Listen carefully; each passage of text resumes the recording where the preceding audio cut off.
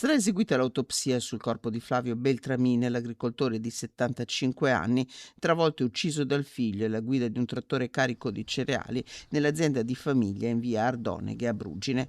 Il sostituto procuratore Francesco Lazzari ha aperto un procedimento per omicidio colposo per fare chiarezza sul decesso. L'autopsia servirà a stabilire se siano stati un malore o le gravissime ferite riportate a causare la morte dell'uomo. L'incidente alle 17 di martedì all'interno dell'azienda agricola.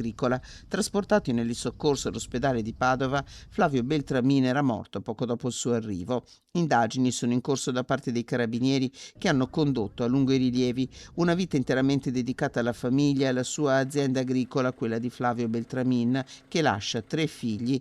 Vedovo in giovane età, Beltramin si era sempre occupato di loro con grande affetto, con l'aiuto della madre. Un dolore che si unisce al dolore di una vita che aveva provato la famiglia in più occasioni.